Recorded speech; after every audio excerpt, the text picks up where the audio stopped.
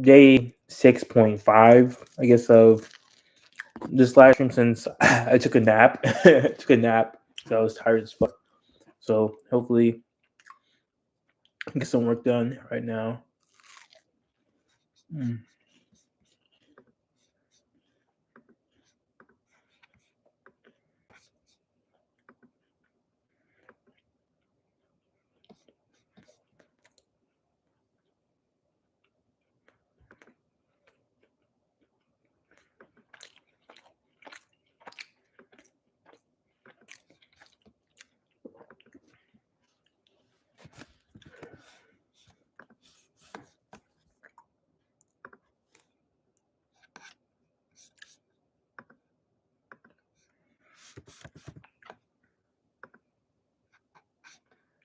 Mm.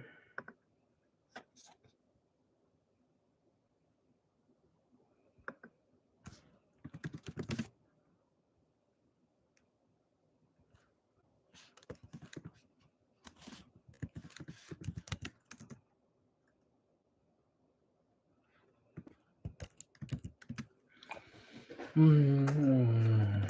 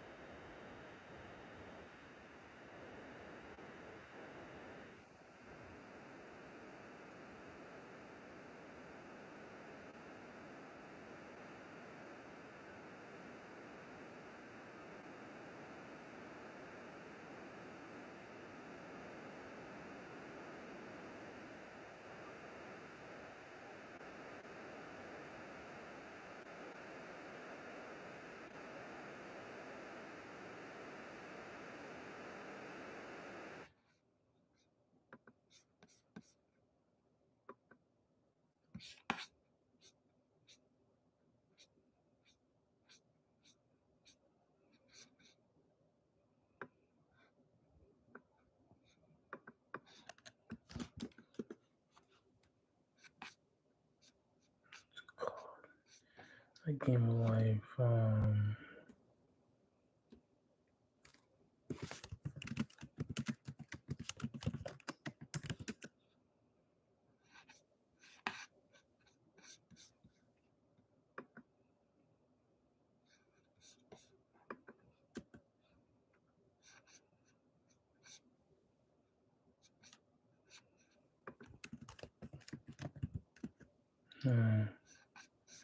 Okay, I can't search for anime.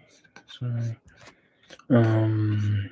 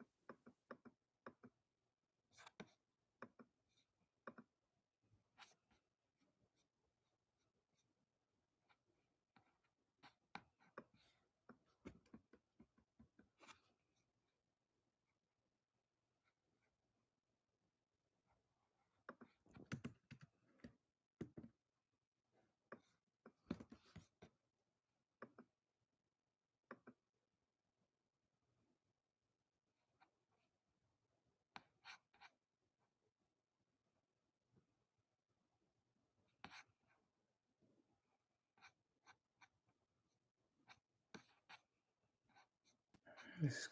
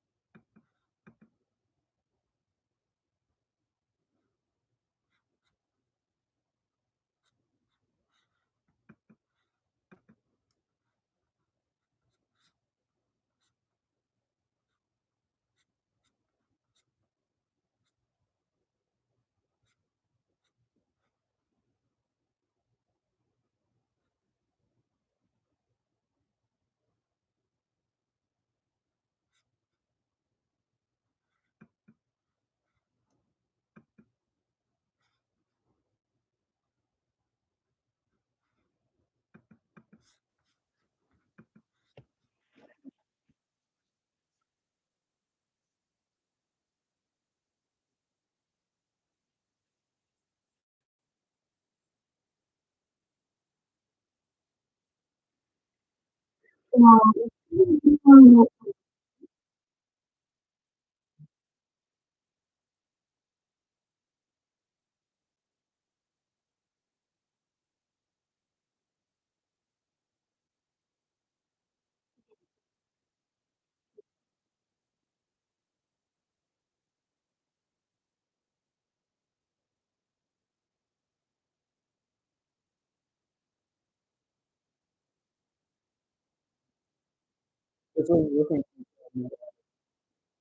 my voice age.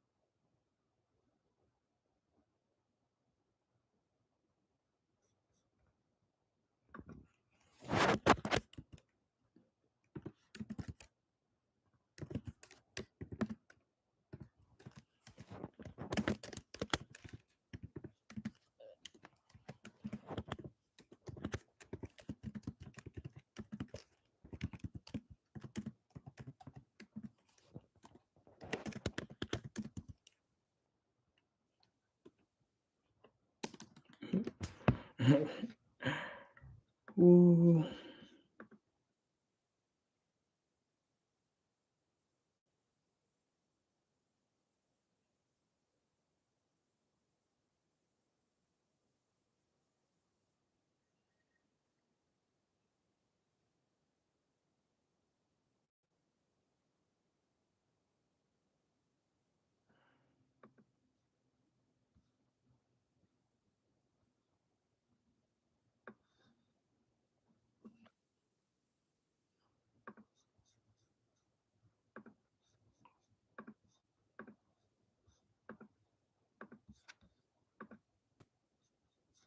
It's easier to connect with a therapist who specializes in you. Strong on there's a lot of ways to describe the scaling laws for AI, but on the pre-training, on the post-training fronts, so the flip side of that, do you anticipate AI progress will hit a wall? Is there a wall?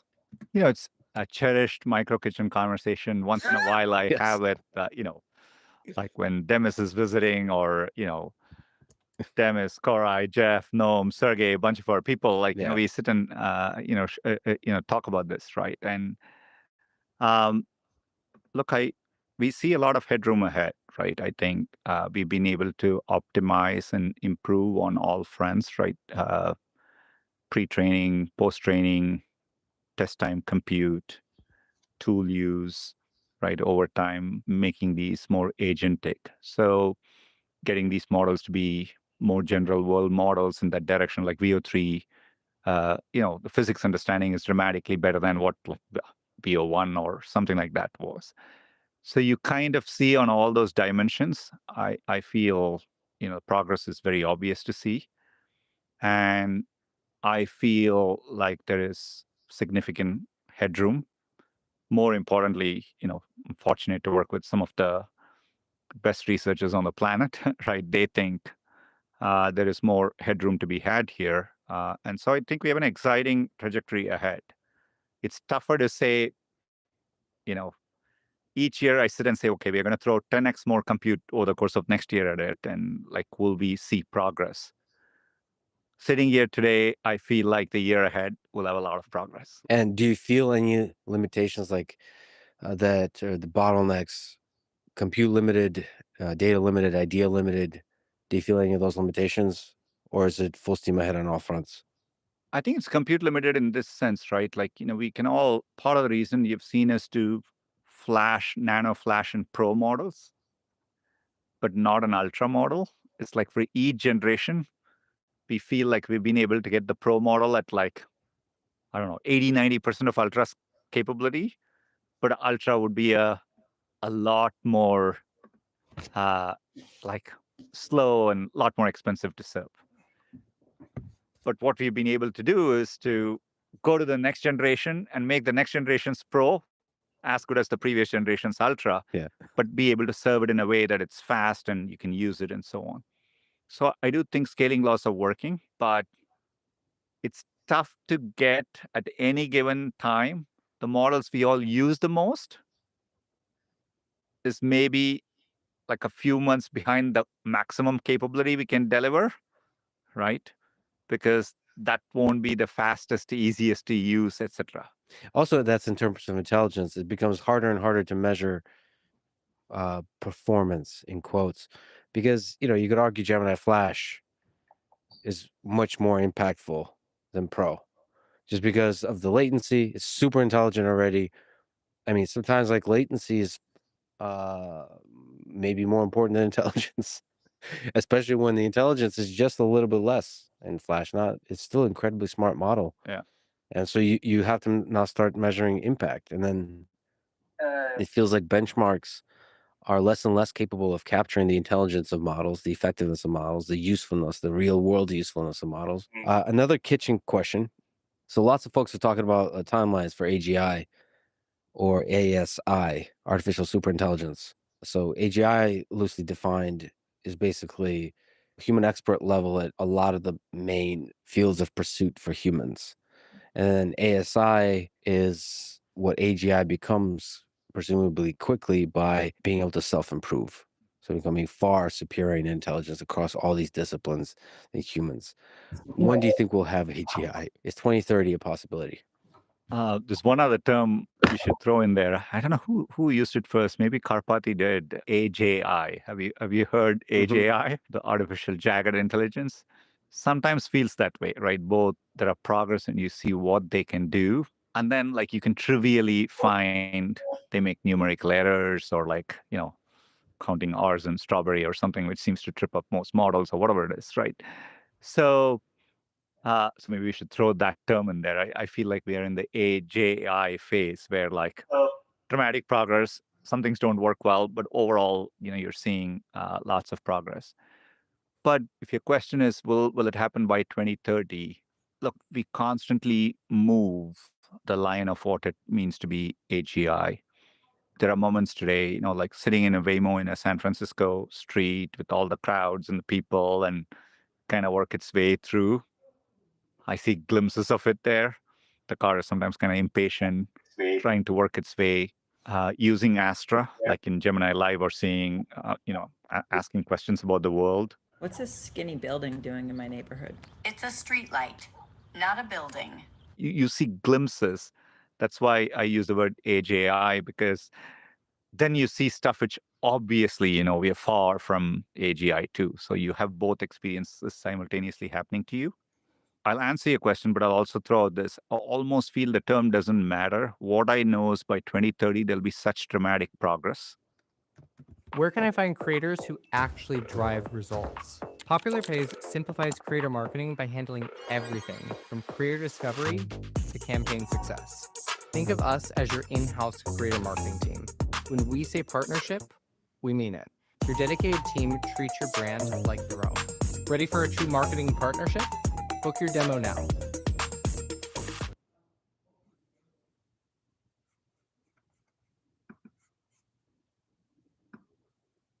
You're not going to believe what happened.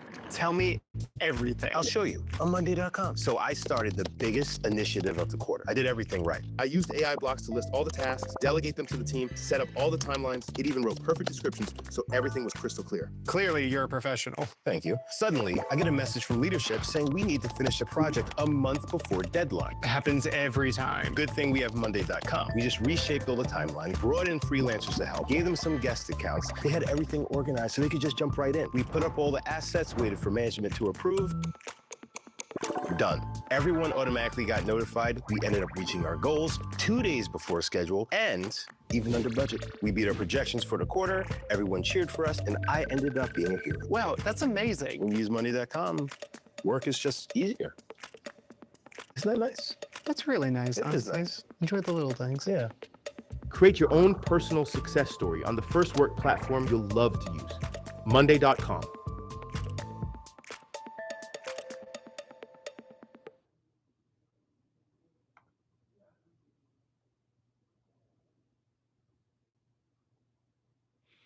We'll be dealing with the consequences of that progress, both the positives, both the positive externalities and the negative externalities that come with it in a big way by 2030.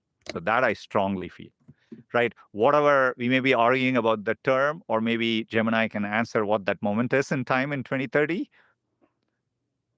But I think the progress will be dramatic, right? So that I believe in. Will the AI think it has reached AGI by 2030? I would say we will just fall short of that timeline, right? So I think it'll take a bit longer. It's amazing. In the early days of Google DeepMind in 2010, they talked about a 20-year time frame to achieve AGI, so which is kind of fascinating to see. But for me, the whole thing, seeing what Google Brain did in 2012, and when we acquired DeepMind in 2014, right close to where we are sitting in 2012. Jeff Dean showed the image of when the neural networks could recognize a picture of a cat, right, and identify it. This is the early versions of Brain, right? And so, we all talked about a couple of decades. I don't think we'll quite get there by 2030. So my sense is it's slightly after that. But I would stress it doesn't matter like what that definition is, because you will have mind-blowing progress on many dimensions. Maybe AI can create videos we have to figure out as a society, how do we need some system by which we all agree that this is AI generated and we have to disclose it in a certain way, because how do you distinguish reality otherwise? Yeah, there's so many interesting things you said. So first of all, just looking back at this recent, now feels like distant history with Google Brain. I mean, that was before TensorFlow was made public and open sourced. So the tooling matters too, combined with GitHub ability to share code. Then you have the ideas of attention transformers and the diffusion now. And then there might be a new idea that seems simple in retrospect, but it will change everything.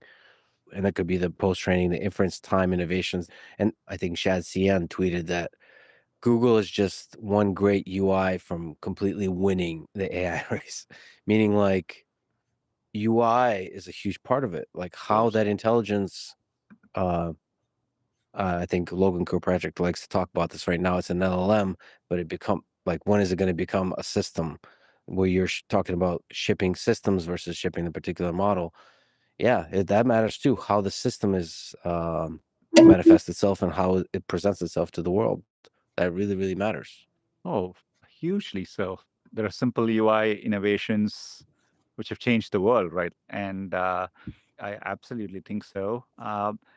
We will see a lot more progress in the next couple of years. As I think AI itself on a self-improving track for UI itself. Like, today Yes.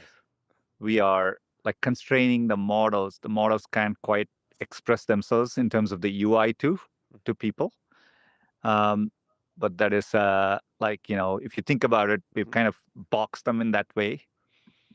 But given these models can code, they should be able to write the best interfaces to express their ideas over time, right? That is an incredible idea.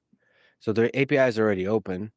So you can create a really nice agentic system that continuously improves the way you can be talking to an AI. Yeah. But a lot of that is the interface.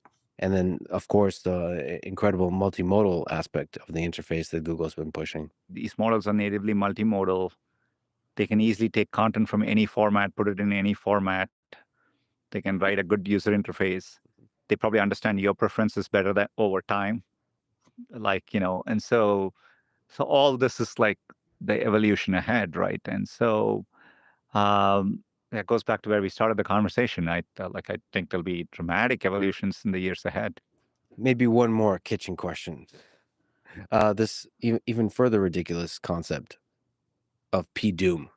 So the philosophically minded folks in the AI community think about the probability that AGI and then ASI might destroy all of human civilization. I would say my P-Doom is about 10%. Do you ever think about this kind of long-term threat of ASI? And what would your P-Doom be? Look, I mean, for sure. Look, I've both been very excited about AI, but I've always felt this is a technology, we have to actively think about the risks and work very, very hard to harness it in a way that it all works out well. On the PDOM question, look, it's wouldn't surprise you to say that's probably another micro kitchen conversation that pops up once in a while, right? And given how powerful the technology is, maybe stepping back, when you're running a large organization, if you can kind of align the incentives of the organization, you can achieve pretty much anything, right? Like, if you can get kind of people all marching in towards like a goal in a very focused way, in a mission-driven way, you can pretty much achieve anything. But it's very tough to organize all of humanity that way.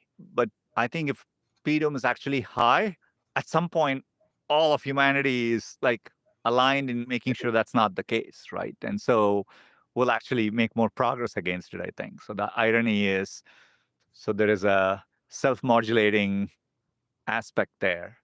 Like, I think if humanity collectively puts their mind to solving a problem, whatever it is, I think we can get there. So because of that, I think I'm optimistic on the PDOM scenarios, but that doesn't mean I think the underlying risk is actually pretty high. But I have a lot of faith in humanity kind of rising up to meet that moment. That's really, really well put. I mean, as the threat becomes more concrete and real, humans do really come together and get their shit together.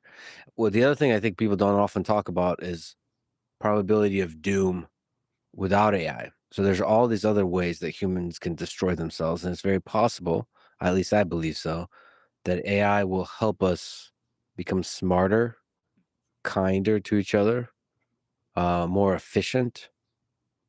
It'll help more parts of the world flourish where it would be less resource constrained, which is often the source of military conflict and tensions and so on.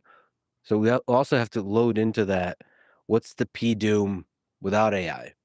With AI, P doom with AI, and P doom without AI, because it's very possible that AI will be the thing that saves us, saves human civilizations from all the other threats. I agree with you. I think it's insightful. Look, I felt like to make progress on some of the toughest problems would be good to have AI like pair helping you, right? And like so that resonates with me for sure. Yeah. Quick pause, bathroom break. Yeah. No, Let's do that. Yeah. all right. Let's do that. If Notebook LM was the same like what I saw today with Beam, if it was compelling in the same kind of way, blew my mind. It was incredible. I didn't think it's possible. I didn't One think day, it's my hope possible was to like, pull. can you imagine like the US president and the Chinese president being able to do something like Beam with the live meet translation working well? So they're both sitting and talking, make progress a bit more. Yeah, just for people listening, we took a quick bathroom break, and now we're talking about the demo I did. We'll probably post it somewhere, somehow, maybe here. Looking to scale customer service without scaling headcount? Meet Ada, the only customer service platform that makes scaling customer service effortless with AI. I got a chance to experience Beam, and it's hard to describe it in words how real it felt with just 6 cameras. It's incredible. It's incredible. It's one of the toughest products of you can't quite describe it to people. Even when we show it in slides, etc., like you don't know what it is. You have to kind of experience it. On the world leaders front, on politics, geopolitics, there's something really special. Again, with studying World War II and how much could have been saved if Chamberlain met Stalin in person. And I sometimes also struggle explaining to people, articulating why I believe meeting in person for world leaders is powerful. It just seems naive to say that, but there's something there in person. And with Beam, I felt that same thing. And then I'm unable to explain. All I kept doing is what like a child does. You look real, and I mean, I don't know if that makes meetings more productive or so on, but it certainly makes them more the same reason you want to show up to work versus remote sometimes, that human connection. I don't know what that is. It's hard to put into words. There's something beautiful about great teams collaborating on a thing that's not captured by the productivity of that team or by whatever on paper. Like some of the most beautiful moments you experience in life is at work. Pursuing a difficult thing together for many months. Oh. There's nothing like it. You're in the trenches, and Yeah. you do form bonds that way for sure. And to be able to do that like somewhat remotely in that same personal touch, I don't know, that's a deeply fulfilling thing. I know a lot of people, I personally hate meetings because a significant percent of meetings when done poorly don't serve a clear purpose. So, but that's a meeting problem. That's not a communication problem. If you can improve the communication for the meetings that are useful, it's just incredible. So yeah, I was blown away by the great engineering behind it. And then we get to see what impact that has. That's really interesting, but just incredible engineering, really impressive. No, it is. And obviously we'll work hard over the years to make it more and more accessible. But yeah, even on a personal front outside of work meetings, a grandmother who's far away from her grandchild and being able to, have that kind of an interaction, right? All that I think will end up being very nothing substitutes being in person. It's not always possible. You could be a soldier deployed, trying to talk to your loved ones. So I think, so that's what inspires us. When you and I hung out last year and took a walk, I remember, I don't think we talked about this, but I remember, outside of that, seeing dozens of articles written by analysts and experts and so on that Sundar Pichai should step down because the perception was that Google was definitively losing the AI race, has lost its magic touch in the rapidly evolving technological landscape. And now, a year later, it's crazy. You showed this plot of all the things that were shipped over the past year. It's incredible. And Gemini Pro is winning across many benchmarks and products as we sit here today. So take me through that experience when there's all these articles saying you're the wrong guy to lead Google through this. Google is lost. It's done. It's over. To today where Google is winning again. What were some low points during that time? Look, lots to unpack. Obviously, like, the main bet I made as a CEO was to really, make sure the company was approaching everything in a AI first way. Really, setting ourselves up to develop AGI responsibly, right? And make sure we're putting out products which embodies that things that are very, very useful for people. So look, I knew even through moments like that last year, I had a good sense of what we were building internally, right? So I'd already made, many important decisions, bringing together teams of the caliber of Brain and DeepMind and setting up Google DeepMind. There were things like we made the decision to invest in TPUs 10 years ago. So we knew we were scaling up and building big models. Anytime you're in a situation like that, a few aspects. I'm good at tuning out noise, right? Separating signal from noise. Do you scuba dive? Like, have you? No. It's amazing. Like, I'm not good at it, but I've done it a few times. But sometimes you jump in the ocean, it's so choppy. But you go down 1 feet under, it's the calmest thing in the entire universe, right? So there's a version of that, right? Like, running Google, you may as well be coaching Barcelona or Real Madrid, right? Like, Yeah. you have a bad season. So there are aspects to that. But, look, I'm good at tuning out the noise. I do watch out for signals. It's important to separate the signal from the noise. So there are good people sometimes making good points outside. So you want to listen to it. You want to take that feedback in. But, internally, like, you're making a set of consequential decisions, right? As leaders, you're making a lot of decisions. Many of them are like inconsequential. Like it feels like, but over time you learn that most of the decisions you're making on a day-to-day basis doesn't matter. Like you have to make them and you're making them just to keep things moving. But you have to make a few consequential decisions, right? And we had set up the right teams, right leaders. We had world-class researchers. We were training Gemini.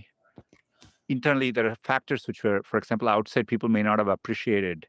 I mean, TPUs are amazing, but we had to ramp up TPUs too.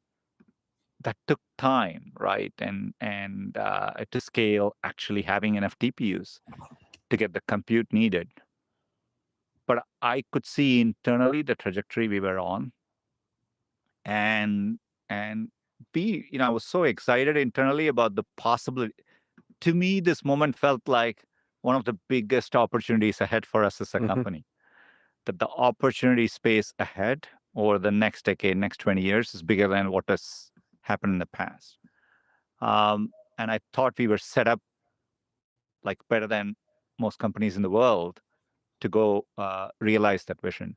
I mean, you had to make some consequential, bold decisions. Like you mentioned the merger of DeepMind and Brain. Maybe it's my perspective, just knowing humans. I'm sure there's a lot of egos involved. It's very difficult to merge teams, and I'm sure there were some hard decisions to be made. Can you take me through your process of how you think through that? You're going to pull the trigger and make that decision Maybe what were some painful points? How do you navigate those turbulent waters? Look, we were fortunate to have two world-class teams, but you're right. Like it's like somebody coming and telling to you, take Stanford and MIT, Right. and then put them together and create a great department, right? And easier said than done. But we were fortunate, phenomenal teams. Both had their strengths. They were run very differently, right? Like Brain was kind of a lot of diverse projects, bottoms up, and out of it came a lot of important research breakthroughs. DeepMind at the time had a strong vision of how you want to build AGI, and so they were pursuing their direction.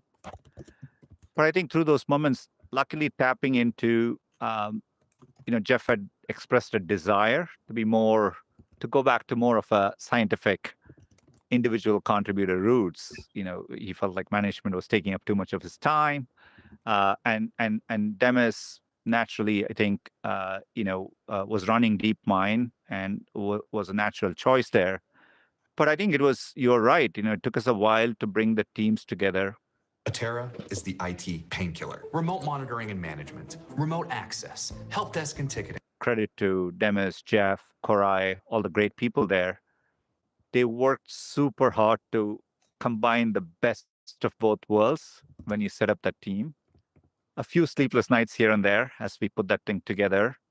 We were patient in how we did it so that it works well for the long term, right? And some of that in that moment, I think, yes, with things moving fast, I think you definitely felt the pressure. But I think we pulled off that transition well, and I think they've obviously doing incredible work, and there's a lot more incredible things ahead coming from them. Like we talked about, you have a very calm, even-tempered, respectful demeanor. During that time, whether it's the merger or just dealing with the noise, were there times where frustration boiled over? Like, did you have to go a bit more intense on everybody than you usually would? Probably, probably, right? I think in the sense that, it was a moment where we were all driving hard, but when you're in the trenches working with passion, you're going to have days, right? You disagree, you argue, but like all that, I mean, just part of the course of working intensely, right? And, at the end of the day, all of us are doing what we are doing because the impact it can have. We are motivated by it. It's like, for many of us, this has been a long-term journey. And so it's been super exciting.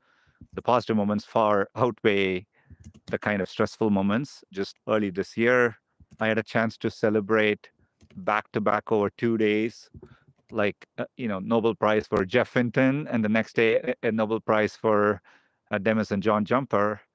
You worked with people like that. All that is super inspiring. Is there something like with you where you had to like put your foot down, maybe with less versus more, where like I'm the CEO and we're doing this? To my earlier point about consequential decisions you make, there are decisions you make people can disagree pretty vehemently, but at some point, like, you make a clear decision and you just ask people to commit, right? Like, you can disagree, but it's time to disagree and commit so that we can get moving. And whether it's putting the foot down or, it's a natural part of what all of us have to do. And, I think you can do that calmly and be very firm in the direction you're making the decision. And I think if you're clear, actually people over time respect that, right? Like, if you can make decisions with clarity, I find it very effective in meetings where you're making such decisions to hear everyone out. I think it's important when you can to hear everyone out. Sometimes what you're hearing actually influences how you think about and you're wrestling with it and making a decision. Sometimes you have a clear conviction and you state so. Look, this is how I feel, and this is my conviction, and you kind of place the bet and you move on. Are there big decisions like that? I'm kind of intuitively assume the merger was the big one. I think that was a very important decision, for the company to to meet the moment, I think we had to make sure we were doing that and doing that well. I think that was a consequential decision. There were many other things. We set up a AI infrastructure team, like to really go meet the moment, to scale up the compute we needed to, and really brought teams from disparate parts of the company, kind of created it to move forward. Bringing people, like getting people to kind of work together physically, both in London with DeepMind and what we call Gradient Canopy, which is where the Mountain View Google DeepMind teams are. But one of my favorite moments is I routinely walk like multiple times per week to the Gradient Canopy building, where our top researchers are working on the models. Sergey is often there amongst them, right? Like, just, looking at, getting an update on the model, seeing the loss curves. So all that, I think the cultural part of getting the teams together back with that energy, I think ended up playing a big role too. What about the decision to recently add AI mode? So Google search is the, as they say, the front page of the internet. It's like a legendary minimalist thing with 10 blue links. Like that's when people think internet, they think that page. And now you're starting to mess with that. So the AI mode, which is a separate tab, and then integrating AI in the results.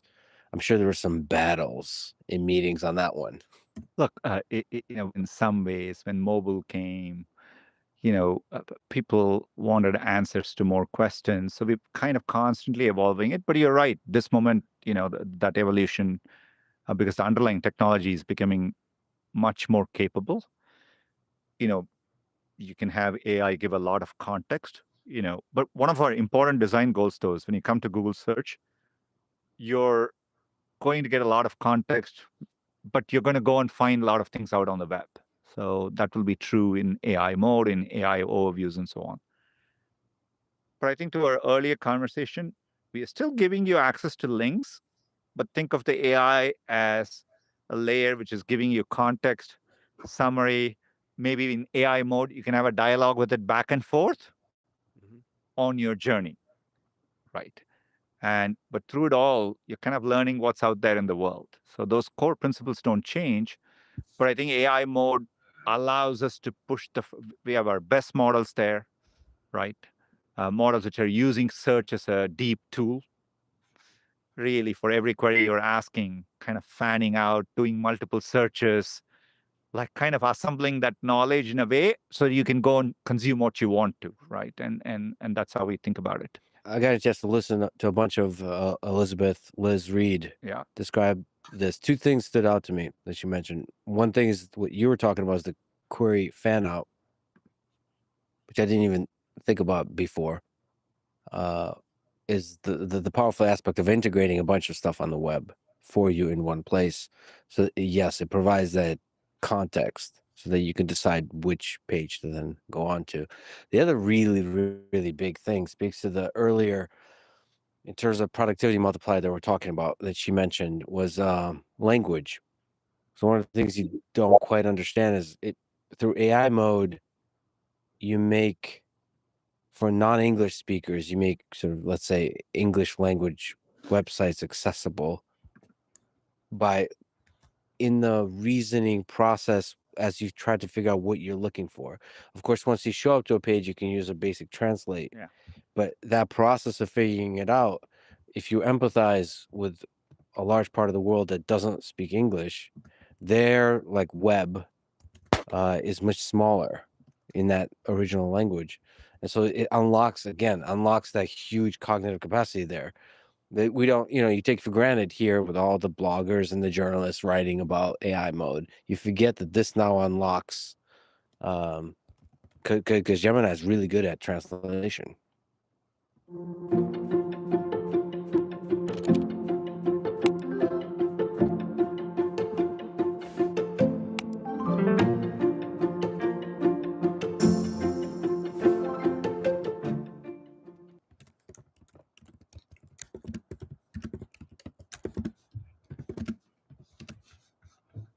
Y'all want to hear something absolutely wild? More than 48% of content creators are making less than $15,000 a year. You could not live by that in 1 year. But the game has completely changed because of many chat funnels. So what does this actually look like? No, it is. I mean, the multimodality, the translation, its ability to reason, we are dramatically improving tool use. So putting that power in the flow of search, I think, look, I'm super excited with the AI overviews. We've seen the product has gotten much better. We measured using all kinds of user metrics. It's obviously driven strong growth of the product. And we've been testing AI mode. It's now in the hands of millions of people, and the early metrics are very encouraging. So, look, I'm excited about this next chapter of search. For people who are not thinking through or aware of this, so there's the 10 blue links with the AI overview on top that provides a nice summarization. You can expand it, and you have sources and links now. Yep, embedded. Yeah, I believe, at least Liz said so. I actually didn't notice it, but there's ads in the AI overview also. I don't think there's ads in AI mode. When ads in AI mode? So no. when do you think? I mean, it's okay. We should say that in the 90s, I remember the animated GIFs, banner GIFs that take you to some shady websites that have nothing to do with anything. AdSense revolutionized advertising. It's one of the greatest inventions in recent history because it allows us for free to have access to all these kinds of services. So ads fuel a lot of really powerful services. And at its best, it's showing you relevant ads, but also very importantly, in a way that's not super annoying, right? In a classy way. So when do you think it's possible to add ads into AI mode? And what does that look like from a classy, non-annoying perspective? Two things. Early part of AI mode will obviously focus more on the organic experience to make sure we are getting it right. I think the fundamental value of ads are it enables access to deploy the services to billions of people. The second is ads are the reason we've always taken ads seriously is we view ads as commercial information, but it's still information. And so we bring the same quality metrics to it. I think with AI mode, to our earlier conversation about, I think AI itself will help us over time figure out, the best way to do it. I think given we are giving context around everything, I think it'll give us more opportunities to also explain, okay, here's some commercial information. Like today, as a podcaster, you do it at certain spots and you probably figure out what's best in your podcast. I think so. There are aspects of that, but I think, I think the underlying need of people value commercial information. Businesses are trying to connect to users. All that doesn't change in an AI moment. But look, we will rethink it. You've seen us in YouTube now do a mixture of subscription and ads. Like obviously, we are now introducing subscription offerings across everything. And so as part of that, we can optimize. The optimization point will end up being a different place as well. Do you see a trajectory in the possible future where AI mode completely replaces the 10 blue links plus AI overview? Our current plan is AI mode is going to be there as a separate tab for people who really want to experience that. But it's not yet at the level where our main search page is. But as features work, we'll keep migrating it to the main page. And so you can view it as a continuum. AI mode will offer you the bleeding edge experience, but things that work will keep overflowing to AI overviews in the main experience. And the idea that AI mode would still take you to the web, to the human-created web. Yes, that's going to be a core design principle for us. So really, if users decide, right, they drive this. Yeah. It's just exciting and a little bit scary that it might change the internet. Because Google has been dominating with a very specific look and idea of what it means to have the internet. Wait a second. And as you move to AI mode, I mean, it's just a different experience. I think Liz was talking about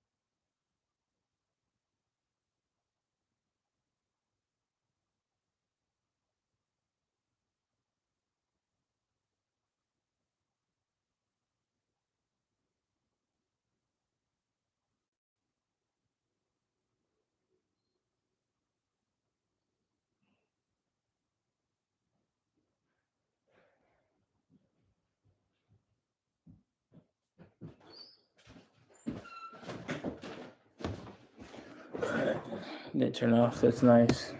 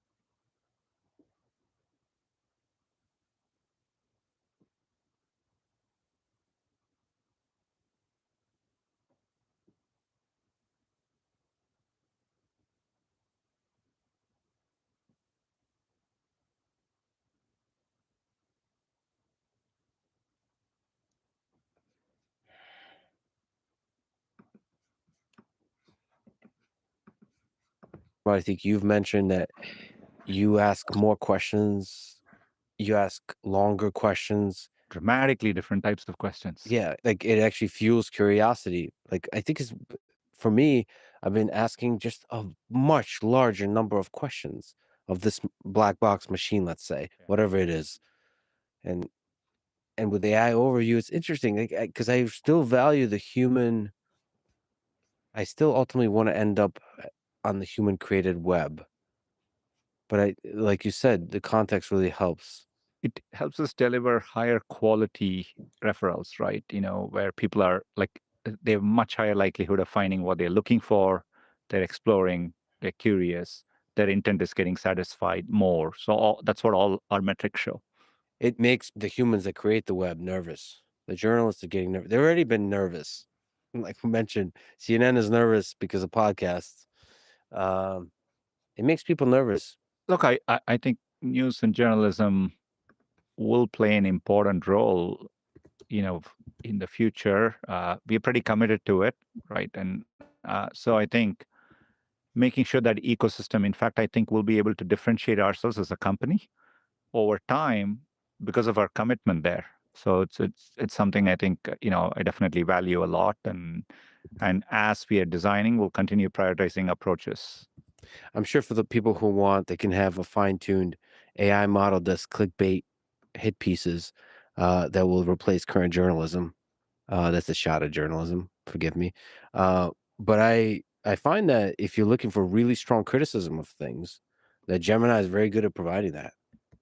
So when a client comes to us with an ask to launch an influencer marketing campaign, the process is pretty streamlined. So what we'll do is we'll get into the Popular Pays platform, start to build out a brief. Creators and influencers metaphorically raise their hand and say, I'm interested in partnering with your brand. All those requests is all centralized in one location, and it enables us to quickly review different applicants from creators from all over the country to see, are they the right fit for our client's brand?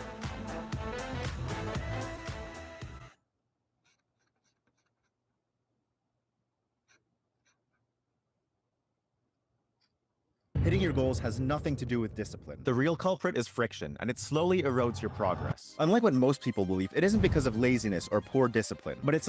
Oh, absolutely. It's better than anything. For now, I mean, people are concerned that there would be bias that's introduced, that as the AI systems become more and more powerful, there's incentive from sponsors to roll in and try to control the output of the AI models. But for now, the objective criticism that's provided is way better than journalism. Of course, the argument is the journalists are still valuable. But then, I don't know, the crowdsourced journalism that we get on the open internet is also very, very powerful. I feel like they're all super important things. I think it's good that you get a lot of crowdsourced information coming in, but I feel like there is real value for high quality journalism right? And I think these are all complementary. I think like I view it as I find myself constantly seeking out also like try to find objective reporting on things too. And sometimes you get more context from the crowdfunded sources you read online. But I think both end up playing a super important role. So there's you've spoken a little about this. Demis talked about this. Is sort of the slice of the web that will increasingly become about providing information for agents. So we can think about as like two layers of the web. One is for humans, one is for agents. Do you see the AI agents? Do you see the one that's for AI agents growing over time? Do you see there still being long term, 5, 10 years value for the human created for the purpose of human consumption web, or will it all be agents in the end? Today, like not everyone does, but you go to you go to a big retail store, you love walking the aisle, you love shopping, or grocery store, picking out food, etc. But you're also online shopping and they're delivering, right? So both are complementary, and like that's true for restaurants, etc. So I do feel like over time, websites will also get better for humans. They will be better designed. AI might actually design them better for humans. So I expect the web to get a lot richer and more interesting and better to use. At the same time, I think there'll be an agentic web, which is also making a lot of progress. And you have to solve the business value and the incentives to make that work well, right? Like for people to participate in it. But I think both will coexist. And obviously, the agents may not need the same, I mean, not may not, they won't need the same design and the UI paradigms which humans need to interact with. But I think both will be there. I have to ask you about Chrome. I have to say, for me personally, Google Chrome is probably, I don't know, I'd like to see where I would rank it. But in this temptation, and this is not a recency bias, although it might be a little bit, but I think it's up there, top 3, maybe the number 1 piece of software for me of all time. So it's incredible. It's really incredible. The browser is our window to the web, and Chrome really continued for many years, but even initially to push the innovation on that front when it was stale, and it continues to challenge. It continues to make it more performant, so efficient, and just innovate constantly. And the Chromium aspect of it. Anyway, you were one of the pioneers of Chrome, pushing for it when it was an insane idea, probably one of the ideas that was criticized and doubted and so on. So can you tell me the story of what it took to push for Chrome? What was your vision? Look, it was such a dynamic time, around 2004, 2005, with Ajax, the web suddenly becoming dynamic. In a matter of few months, Flickr, Gmail, Google Maps all kind of came into existence, right? Like the fact that you have an interactive, dynamic web. The web was evolving from simple text pages, simple HTML, to rich dynamic applications. But at the same time, you could see the browser was never meant for that world, right? Like JavaScript execution was super slow. The browser was far away from being an operating system for that rich modern web, which was coming into place. So that's the opportunity we saw. Like, it's an amazing early team. I still remember the day we got a shell on WebKit running and how fast it was. We had a clear vision for building a browser. Like we wanted to bring core OS principles into the browser, right? Like, so we built a secure browser, sandboxed. Each tab was its own. These things are common now, but at the time, like it was pretty unique. We found an amazing team in Aarhus, Denmark, with a leader who built a V8, the JavaScript VM, which at the time was 25 times faster than any other JavaScript VM out there. And by the way, you're right. We open sourced it all and, and put it in Chromium too. But we really thought the web could work much better, much faster, and you could be much safer browsing the web. And the name Chrome came was because we literally felt people were like the Chrome of the browser was getting clunkier. We wanted to minimize it. And so that was the origins of the project. Definitely, obviously, highly biased person here talking about Chrome. But it's the most fun I've had building a product from the ground up. And, it was an extraordinary team. Had my co-founders in the project were terrific. So definite fond memories. So for people who don't know, Sundar, I mean, it's probably fair to say you're the reason we have Chrome. Yes, I know there's a lot of incredible engineers, but pushing for it inside a company that probably was opposing it because it's a crazy idea.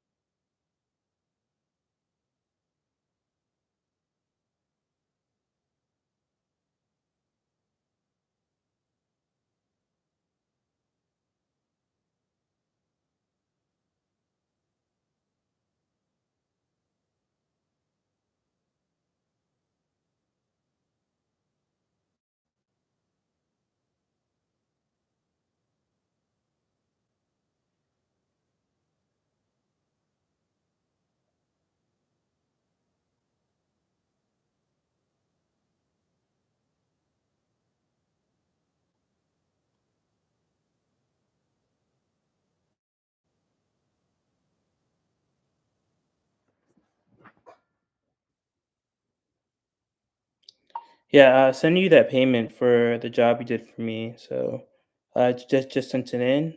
So just let me know when you get it. I'm not sure what day it is for you, so it might not come back and come into Monday, but I just sent it to you. Send you that payment for the job you did for me. So, just sent it in. So just let me know when you get it. I'm not sure what day it is for you, so it might not come back and come into Monday, but I just sent it.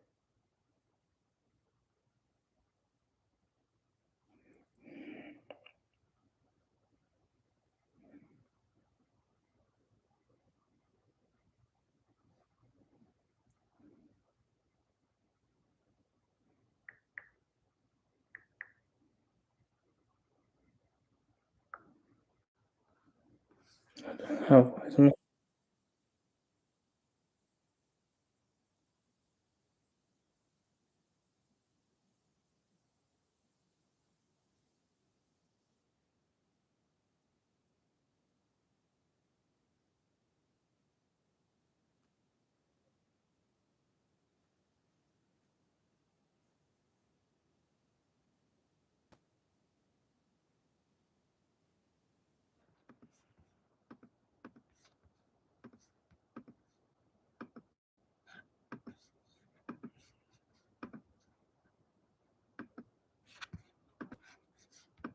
Because as everybody probably knows, it's incredibly difficult to build a browser. Yeah, look, Eric, who was the CEO at the time, I think it was less that he was opposed to it. He kind of firsthand knew what a crazy thing it is to go build a browser. And so he definitely was like, this is, there was a crazy aspect to actually wanting to go build a browser. But he was very supportive. Everyone, all the founders were. I think once we started, building something and we could use it and see how much better, from then on, you're really tinkering with the product and making it better. It came to life pretty fast.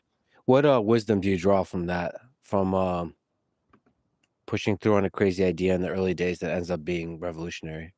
What for future crazy ideas like it? I mean, this is something Larry and Sergey have articulated clearly. I really internalized this early on, which is, their whole feeling around working on moonshots, like as a way, when you work on something very ambitious, first of all, it attracts the best people, right? So that's an advantage you get. Number two, because it's so ambitious, you don't have others working on something crazy. So you pretty much have the path to yourselves, right? It's like Waymo and self-driving. Number three, I know as a marketing agency owner, you've tried it all before. You've seen it all. You've tried referrals, word of mouth, you've tried cold outreach. Hell, maybe you've even tried ads. And maybe it worked before. But I have a prediction for your agency this year, which is in you wanting to get to 100K a year or maybe 100K a month even, it's impossible for you to get there without sales volume. You need to be in front of the right people willing to pay the right price for your marketing services with a predictable, steady stream of clients. And if you don't have sales volume, you're going to be picking away at your competitors' leftovers, which is not what you want, right? I'd at least assume. So if you don't want that, I want you to click on this ad because what I'm going to do is reveal 15 different systems that I use in my marketing agency to get to 7 figures that I've also used to help 3,000 other marketing agency owners get to those 7-figure years or months by actually just copying a repeatable system. We've solved their client acquisition woes once and for all. And if you want me to do the same thing for you, click on this ad and I'll explain how it works. Hey, my name's Charlie Morgan. There I am, looking rather proud of my awards. We help marketing agency owners completely systemize and scale their client acquisition. And we do this by handing you 15 proven systems for appointment booking, sales, and lead nurturing that we've all proven to work for ourselves and for all of our clients. And we do this alongside every other system you can I'll send you that payment for the job so you can generate a reliable, consistent, just sent it in. flow of Just let me know when you get it. I'm not sure what now, day we it do this is to for you. ensure that nothing It from a might client acquisition take a minute standpoint for stands in the it way come of into you Monday, growing your but business and actually scaling it. just And I've used these exact systems, so I know they work because I use them to get an agency to 7 figures, a coaching business to multi-7 figures, and an info consulting business to... It is, even if you end up quite not accomplishing what you set out to do, and you end up doing 60-80% of it, it'll end up being a terrific success. So that's the advice I would give people, right? I think it's just aiming for big ideas has all these advantages, and it's risky, but it also has all these advantages which people I don't think fully internalize. I mean, you mentioned one of the craziest, biggest moonshots, which is Waymo. It's one when I first saw over a decade ago a Waymo vehicle, a Google self-driving car vehicle.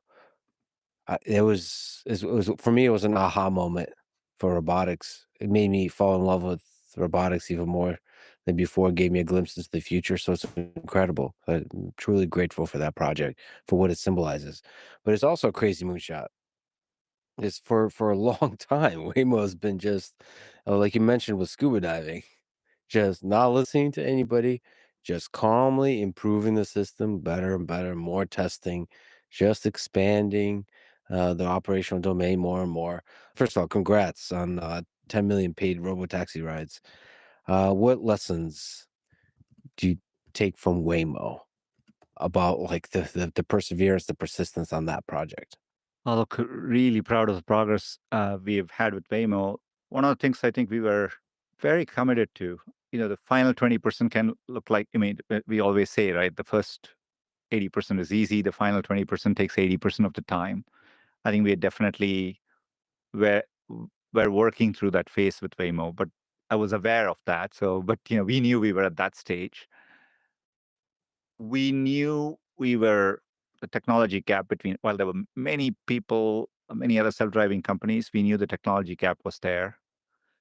In fact, right at the moment when others were doubting Waymo is when I don't know, made the decision to invest more in Waymo, right? Because so in some ways it's counterintuitive, but I think look, we've always been a deep technology company, and uh, Waymo is a version of kind of building a AI robot that works well, and so we get attracted to problems like that. The caliber of the teams there, phenomenal teams.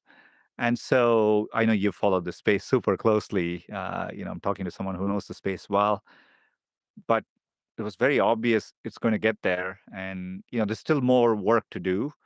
But it's a good example where we always prioritized being ambitious and safety at the same time, right? And equally committed to both and pushed hard and, couldn't be more thrilled with how it's working, how much people love the experience.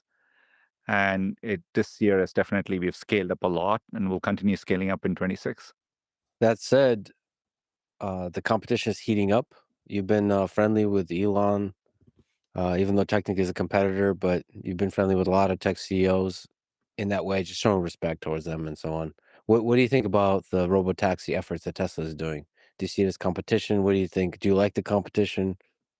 We are one of the earliest and biggest backers of SpaceX as Google, right? So, thrilled with what SpaceX is doing and fortunate to be investors as a company there, right? And look, we don't compete with Tesla directly. We are not making cars, etc. Right? We are building L45 autonomy. We're building a Waymo driver, which is general purpose and can be used in many settings. They're obviously working on making Tesla self-driving too. I've just assumed it's a de facto that Elon would succeed in whatever he does. So, that is not something I question.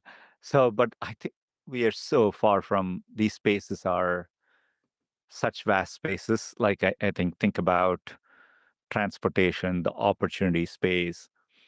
The Waymo driver is a general purpose technology we can apply in many situations. So you have a vast green space. In all future scenarios, I see Tesla doing well and, Waymo doing well. Like we mentioned with the Neolithic package, I think it's very possible that in the quote unquote AI package, when the history is written, autonomous vehicles, self-driving cars is like the big thing that changes everything.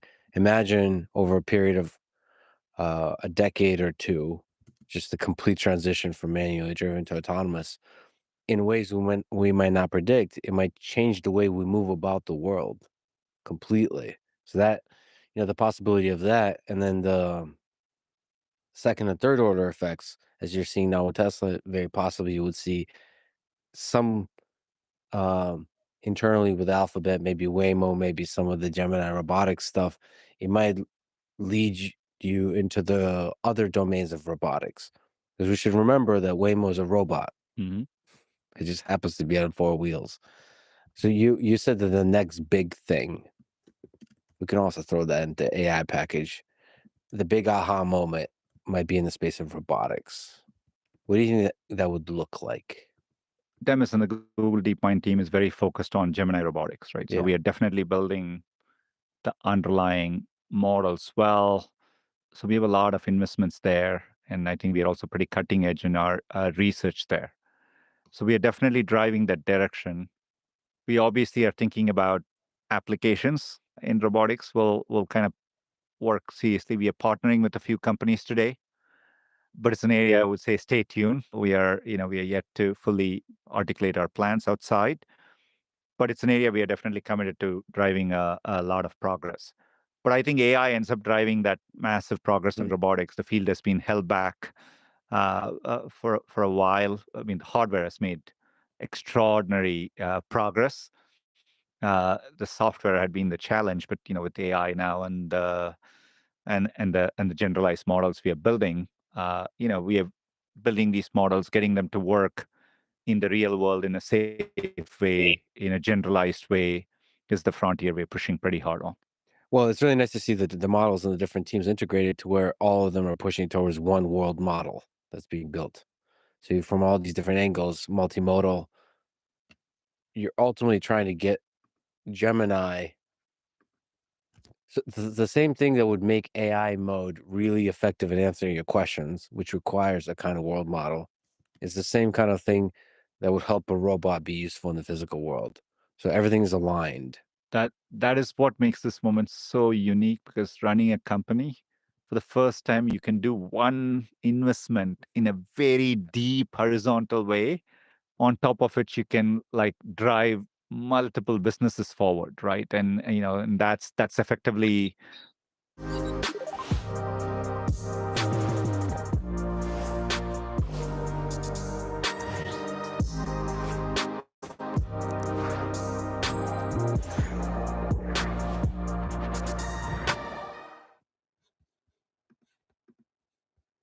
what we are doing in Google and Alphabet, right? Yeah, it's all coming together like it was planned ahead of time, but it's not, of course. It's all distributed. I mean, if Gmail and Sheets and all these other incredible services, I can sing Gmail praises for years. I mean, just revolutionized email. But the moment you start to integrate AI, Gemini into Gmail, I mean, that's the other thing. Speaking of productivity multiplier, people complain about email, but that changed everything. Email, like the invention of email, changed everything. And it's been ripe. There's been a few folks trying to revolutionize email, some of them on top of Gmail, but that's like ripe for innovation. Not just spam filtering, but you demoed a really nice demo of personalized responses, right? personalized responses. And at first I felt really bad about that. But then I realized that there's nothing wrong to feel bad about, because the example you gave is when a friend asks, you went to whatever hiking location, do you have any advice? And they just search us through all your information to give them good advice, and then you put the cherry on top, maybe some love or whatever, camaraderie. But the informational aspect, the knowledge transfer does for you. I think there'll be important moments. Like it should be like today, if you write a card in your own handwriting and send it to someone, that's a special thing. Similarly, there'll be a time, I mean, to your friends, maybe your friend wrote and said he's not doing well or something. Those are moments you want to save your times for writing something, reaching out, but, like saying, give me all the details of the trip you took, to me makes a lot of sense for a AI assistant to help you, right? And so I think both are important, but I think I'm excited about that direction. Yeah, I think ultimately it gives more time for us humans to do the things we humans find meaningful. And I think it scares a lot of people because we're going to have to ask ourselves the hard question of like, what do we find meaningful? And I'm sure there's answers. I mean, it's the old question of the meaning of existence. Is you have to try to figure that out. That might be ultimately parenting or being creative in some domains of art or writing, and it challenges to like, it's a good question to ask yourself, like, in my life, what is the thing that brings me most joy and fulfillment? And if I'm able to actually focus more time on that, that's really powerful. I think that's the holy grail. If you get this right, I think it allows more people to find that. I have to ask you, on the programming front, AI is getting really good at programming. Gemini, both the agentic and just the LLM, has been incredible. So a lot of programmers are really worried that they will lose their jobs. How worried should they be?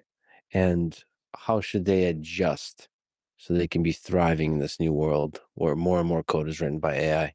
I think a few things. Looking at Google, we've given various stats around like 30% of code now uses like AI generated suggestions or whatever it is. But the most important metric, and we carefully measure it, is like how much has our engineering velocity increased as a company due to AI, right? And it's like tough to measure, and we kind of rigorously try to measure it. And our estimates are at that number is now at 10%, right? Like now across the company, we've accomplished a 10% engineering velocity increase using AI. But we plan to hire more engineers next year, right? So because the opportunity space of what we can do is expanding too, right? And so I think hopefully, for at least in the near to midterm, for many engineers, it frees up more and more of the, even in engineering and coding, there are aspects which are so much fun. You're designing, you're architecting, you're solving a problem.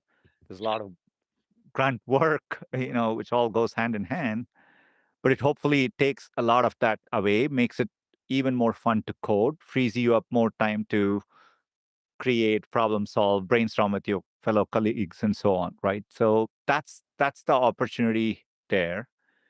And second, I think it'll attract, it'll put the creative power in more people's hands, which means people will create more. That means there'll be more engineers doing more things.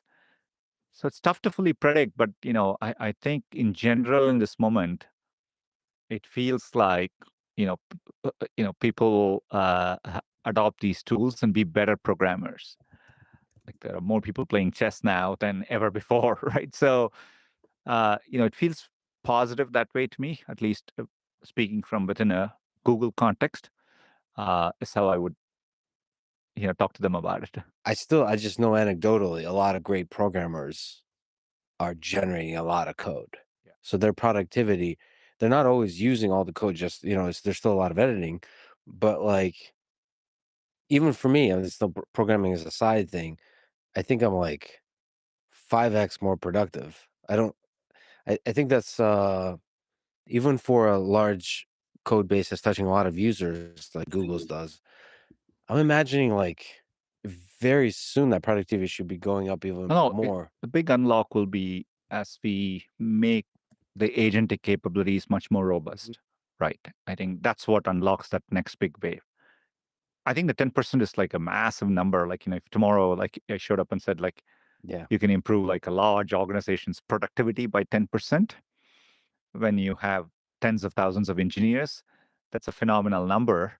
And that's different than what others cite as statistics saying like like this percentage of code is now written by AI. I'm talking more about like overall actual productivity. Actual productivity, right? Engineering productivity, which is two different things, and which is the more important metric. But I think it'll get better, right? And like I think there's no engineer who tomorrow, if you magically became 2x more productive, just going to create more things. You're going to create more value-added things, and so I think you'll find more satisfaction in your job, right? So, and there's a lot of aspects. I mean, the actual Google code base might just improve because it'll become more standardized, more easier for people to move about the code base because AI will help with that, and therefore that will also allow the AI to understand the entire code base better, which makes the engineering aspect. That's what I've been using Cursor a lot. Yeah. As a way to program with Gemini and other models is like. One of its powerful things is it's aware of the entire code base, and that allows you to ask questions of it. It allows the agents to move about that code base in a really powerful way. I mean, that's a huge unlock. Think about like, migrations, refactoring old code bases. Refactoring, yeah. I mean, think about like, once we can do all this in a much better, more robust way than where we are today. I think in the end, everything will be written in JavaScript and run in Chrome. I think it's all going into that direction. I mean, just for fun, Google has legendary coding interviews, like rigorous interviews for the engineers. How can you comment on how that has changed in the era of AI? It's just such a weird, the whiteboard interview.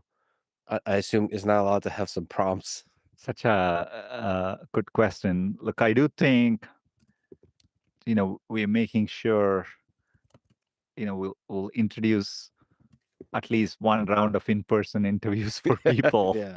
just to make sure the fundamentals are there. I think they'll end up being important.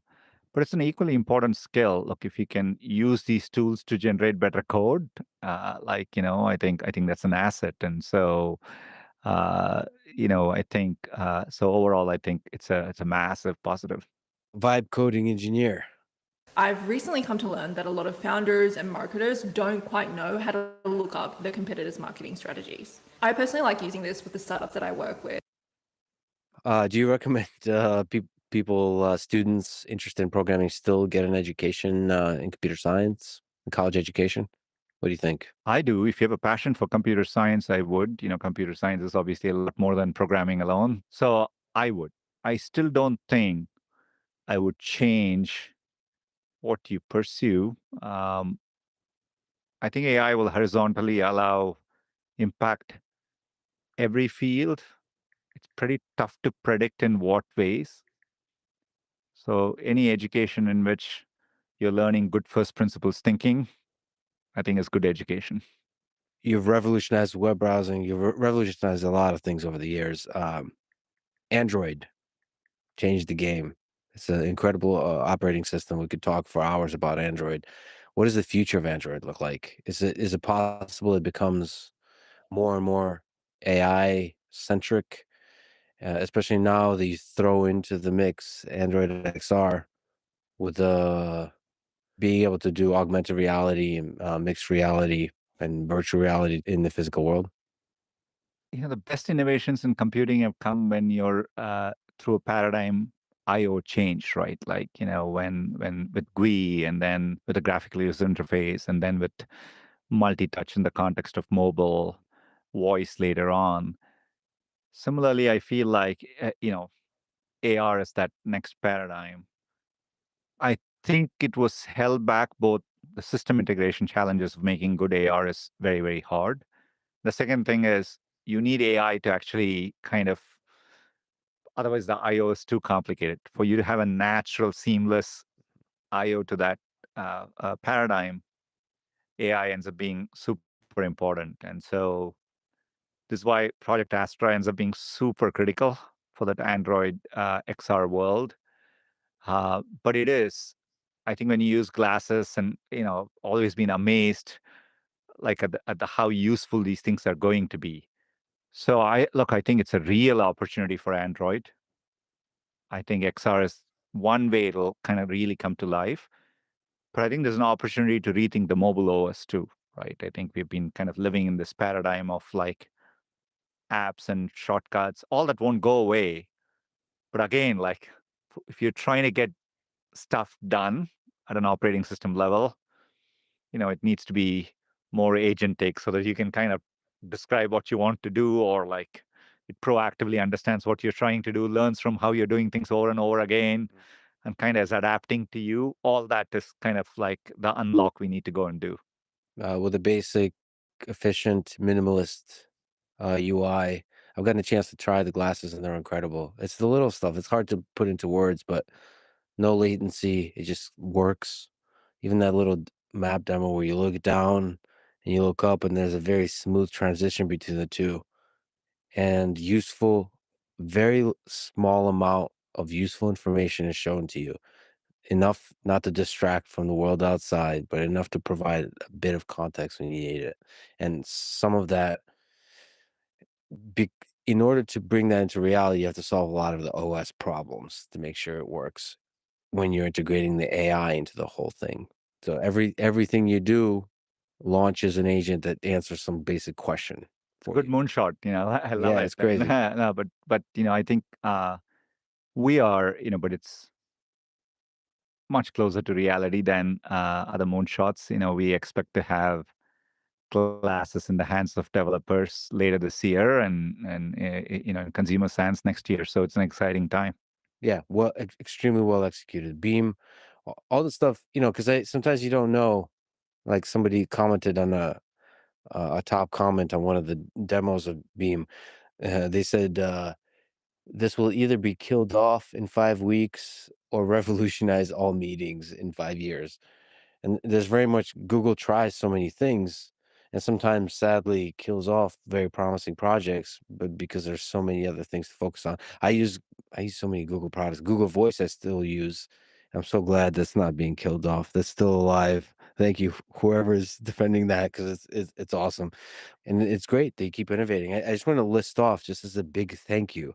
So search, obviously Google revolutionized, Chrome, and all of these could be multi-hour conversations.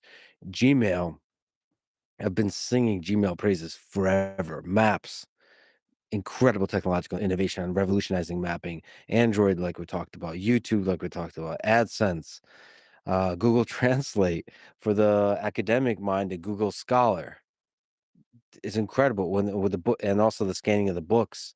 So making all the world's knowledge accessible, even when that knowledge is a kind of niche thing, which Google Scholar is. And then obviously with DeepMind, with AlphaZero, AlphaFold, AlphaEvolve.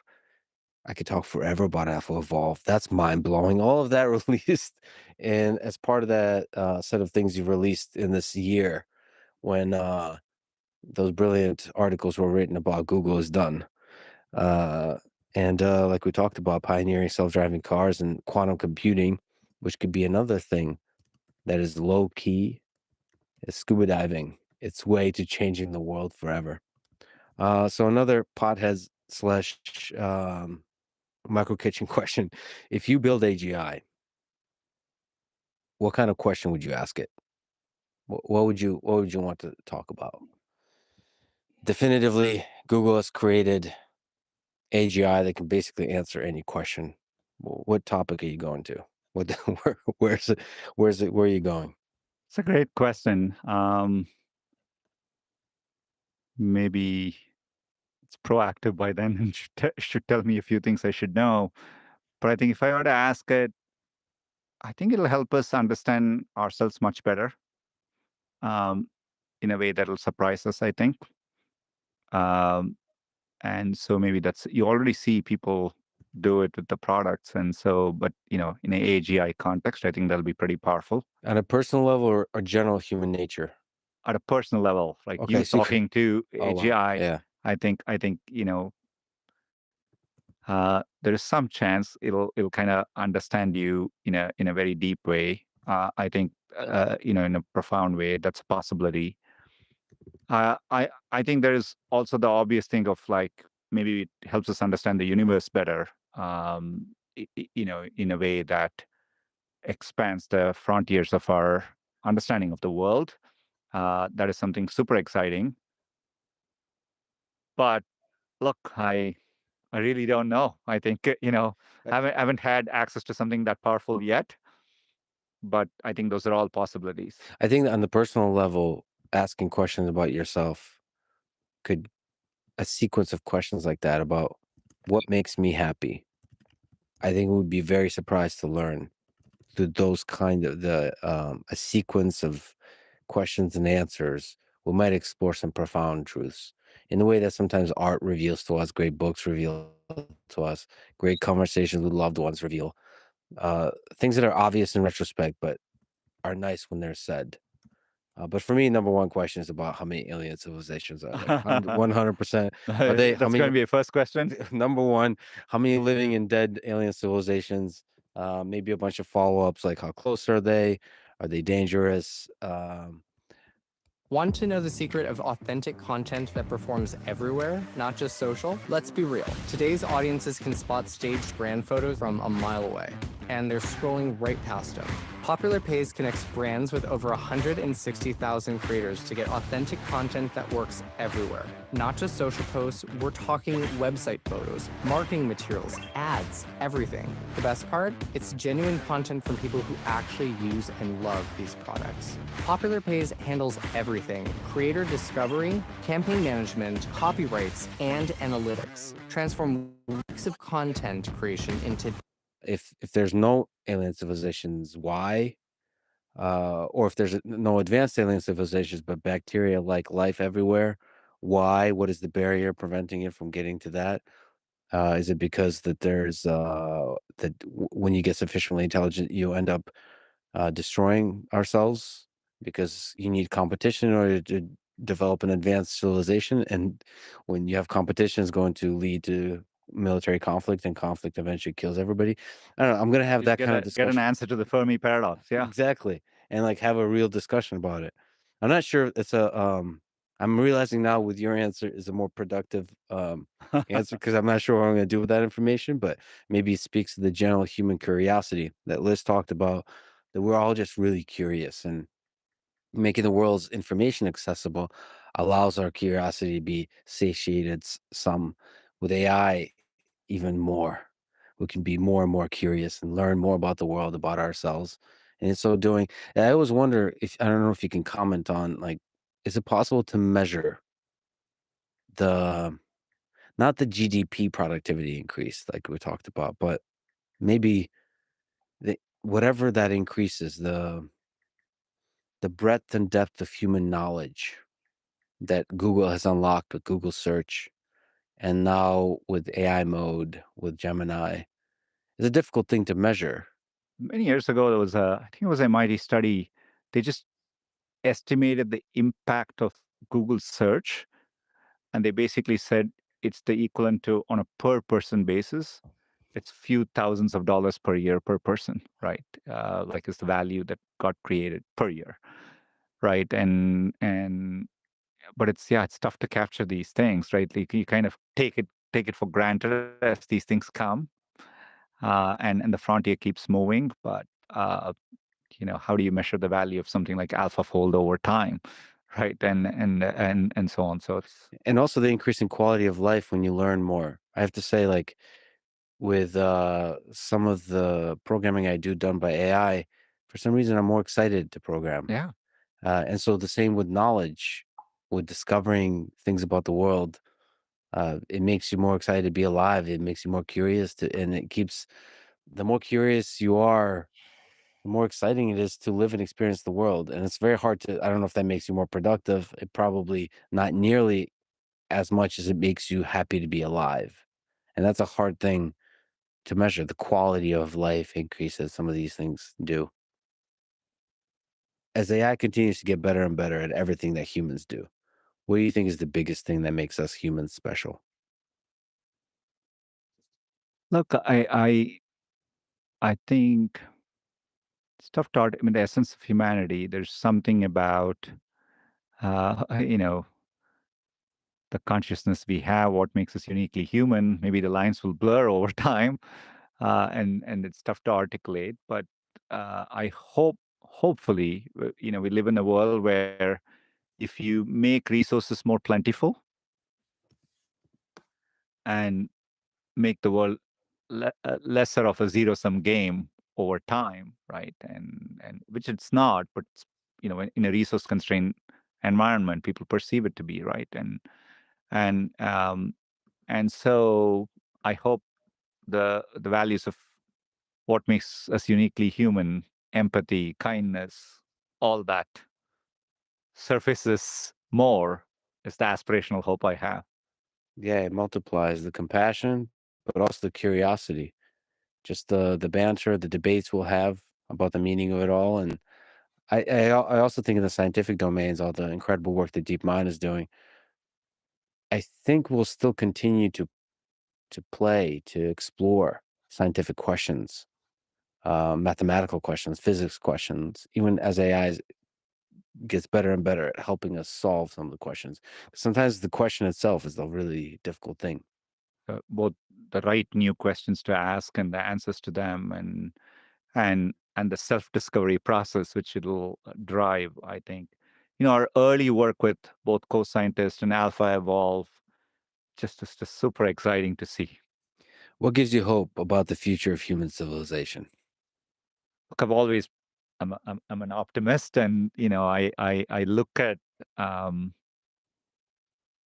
if you were to say you take the journey of human civilization, it's been we've relentlessly made the world better, right, in many ways. At any given moment in time, there are big issues to work through. It may look, but I always ask myself the question, would you have been born now or any other time in the past? I almost always would rather be born now, right? And so that's the extraordinary thing the human civilization has accomplished, right? And and we've kind of constantly made the world a better place. And so something tells me, as humanity, we always rise collectively to drive that frontier forward. So I expect it to be no different in the future. I agree with you totally. I'm truly grateful to be alive in this moment, and I'm also really excited for the future. And the work you and the incredible teams here are doing is one of the big reasons I'm excited for the future. So thank you. Thank you for all the cool products you built, and please don't kill Google Voice. Thank you, Sundar. We won't, yeah. Thank you for talking today. This was incredible. Thank you. Real pleasure. Appreciate it. Thanks for listening to this conversation with Sundar Pichai. To support this podcast, please check out our sponsors in the description or at lexfriedman.com/sponsors. Shortly before this conversation, I got a chance to get a couple of demos that frankly blew my mind. The engineering was really impressive. The first demo was Google Beam, and the second demo was the XR glasses. And some of it was caught on video, so I thought I would include here some of those video clips.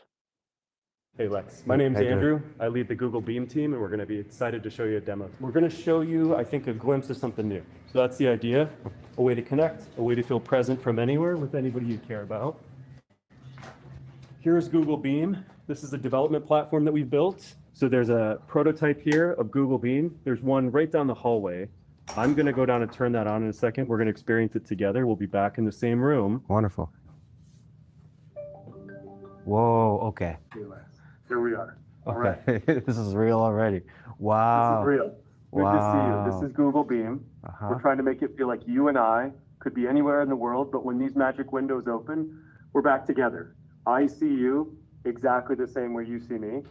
It's almost like we're sitting at the table, sharing a table together. I could learn from you, talk to you, share a meal with you, get to know you. So you can feel the or depth just of this. share.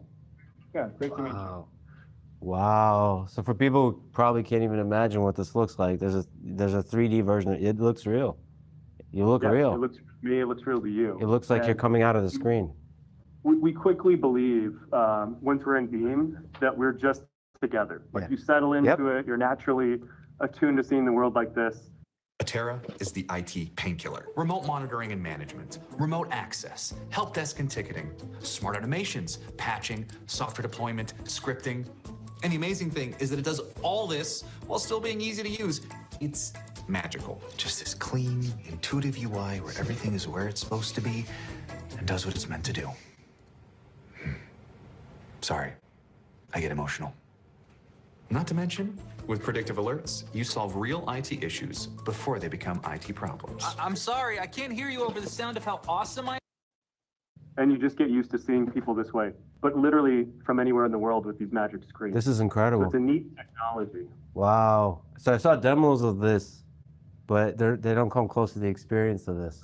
Yeah, I think one of the top YouTube comments on one of the demos I saw was like, why would I want a high definition? Like, I'm trying to turn off the camera, but this actually is, this feels like the camera has been turned off and we're just in the same room together.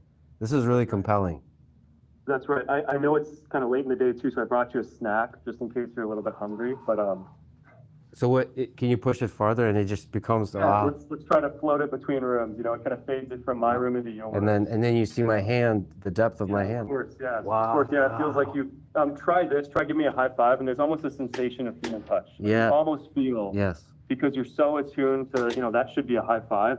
It feeling like you could connect with somebody that way. So it's kind of a magical experience. Oh, this is really nice. How much does it cost? Yeah, we've got a lot of companies testing it. We just announced that we're going to be bringing it to offices soon as a set of products. We've got some companies helping us build these screens.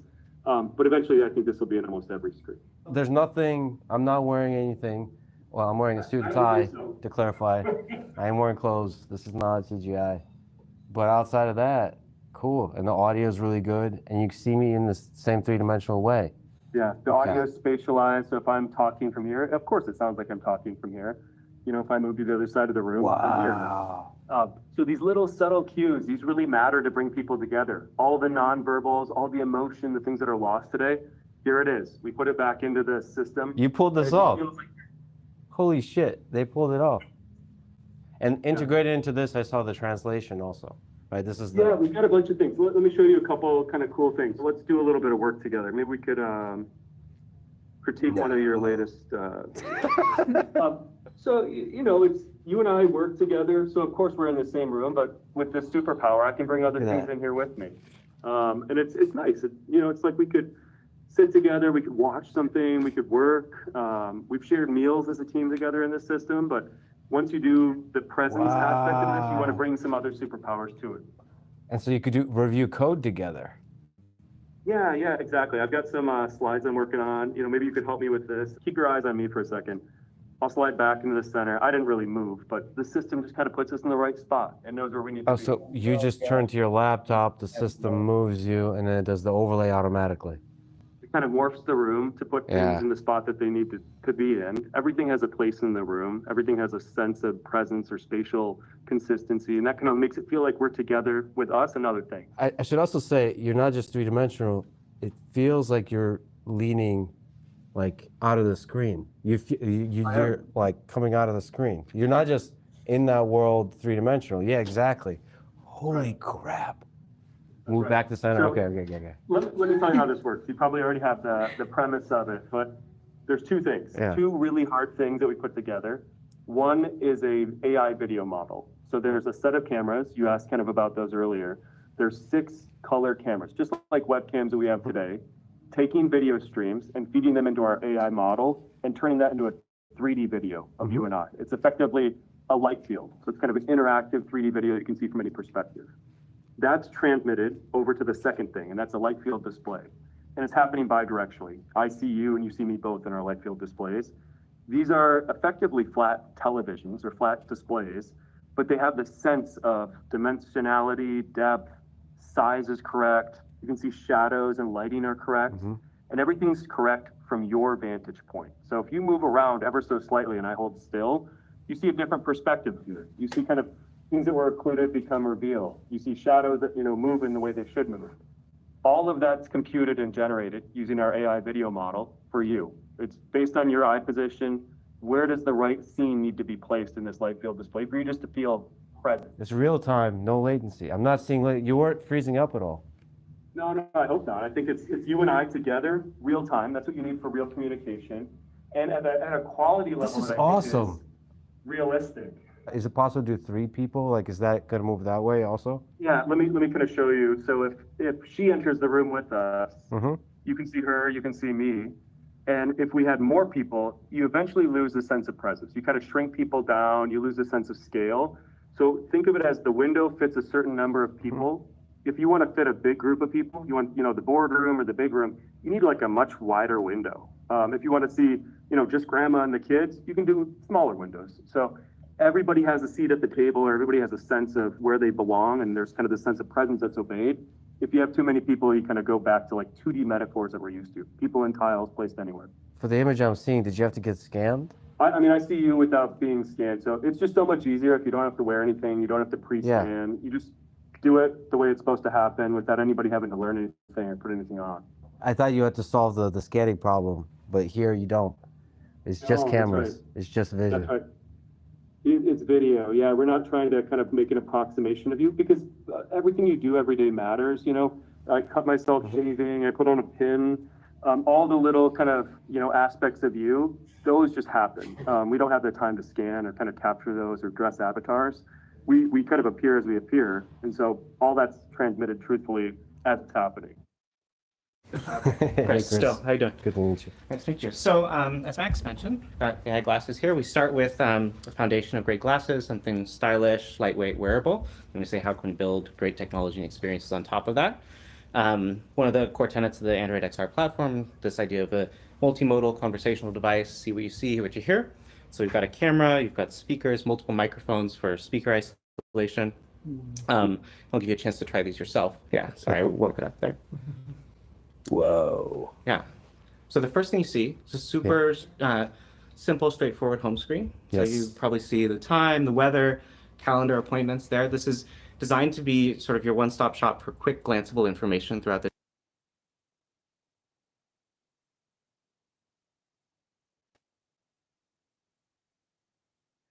Mm.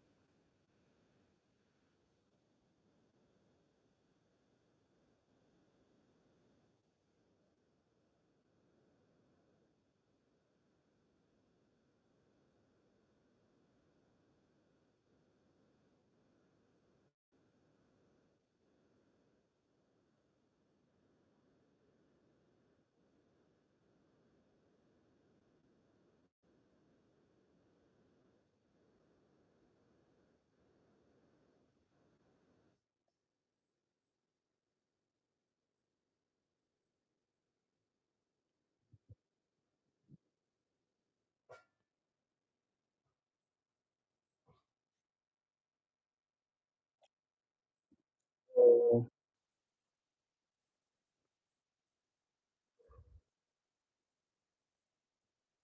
it's not as an endpoint.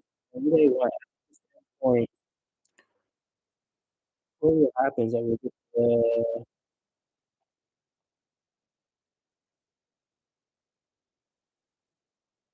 with the conversation and share results.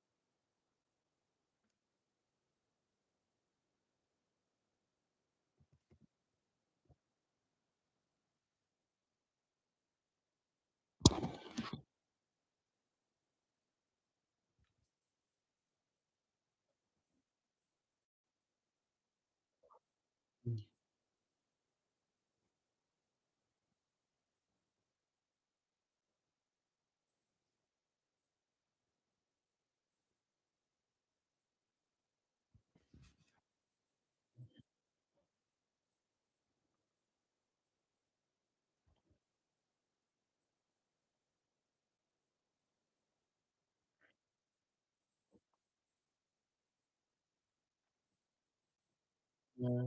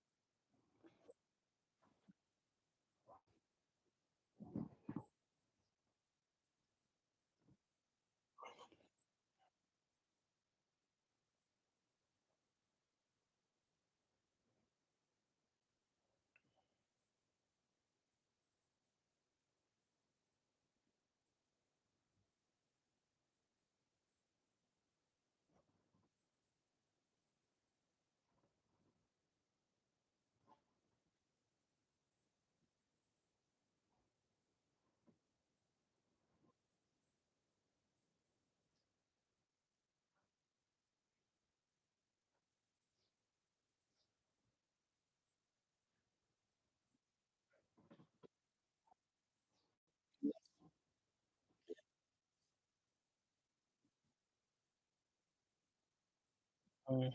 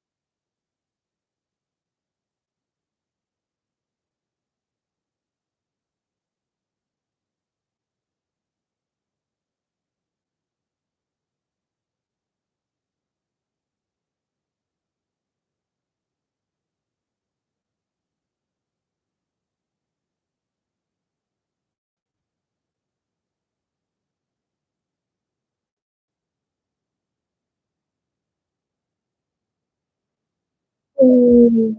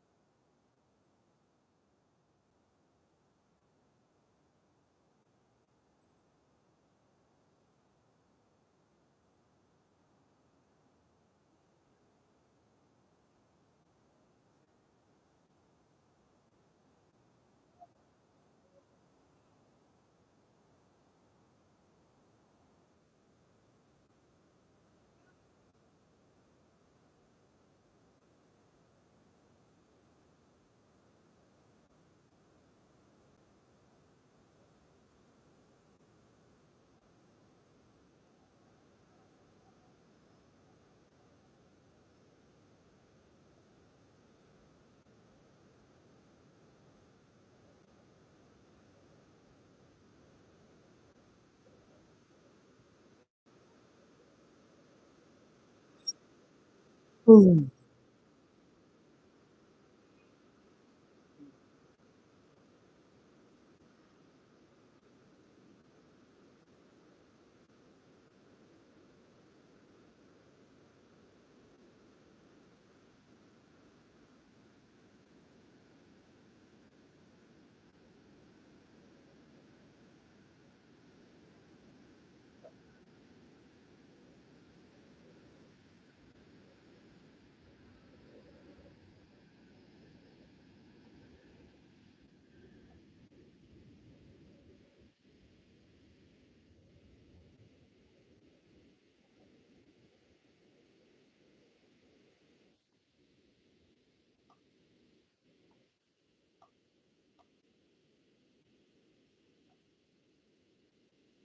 Mm.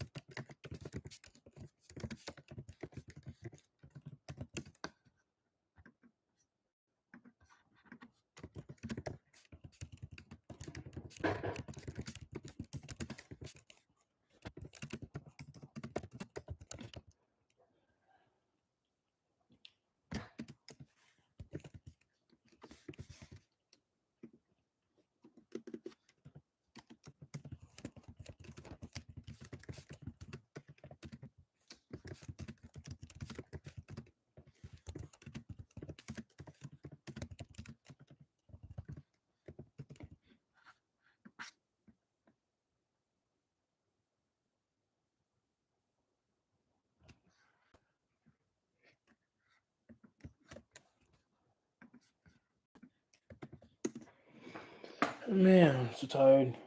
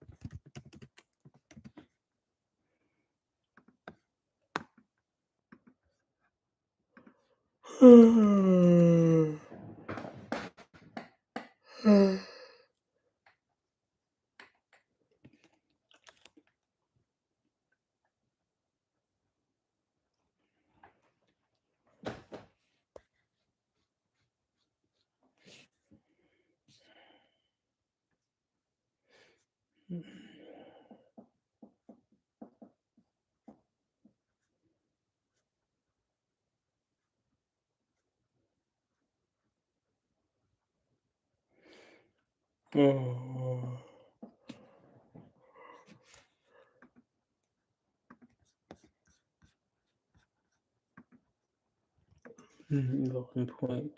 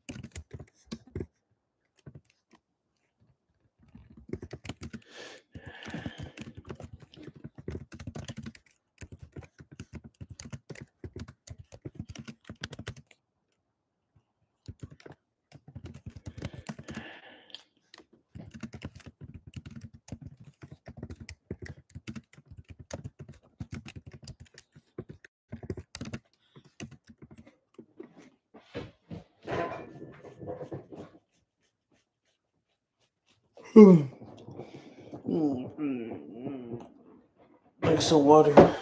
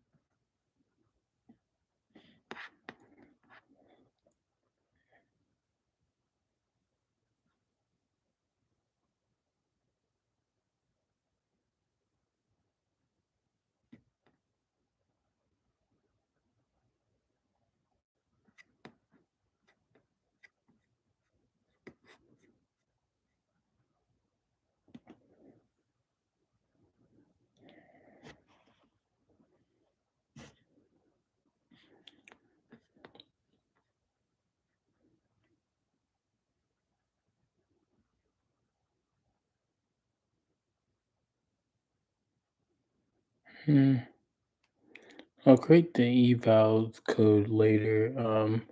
Because for the eval code, that was simple. I just hit the conversations. I take the conversation. I take the. How should I do it? How did I do that? I should create assistant for each eval. I should create an assistant. Now and creating lead assistants, and then run those evals. So that's what I would do. But I want to make sure. And what else? What else would I do after those evals? Let's see. How could I? So I have all the sessions for now. This is just then I have all the sessions and notes. I think that's what I'll be doing for now. That's all I'll try to achieve for now. And then will there any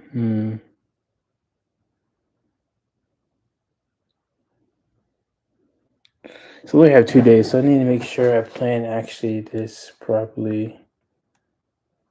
2 days, 2 days. So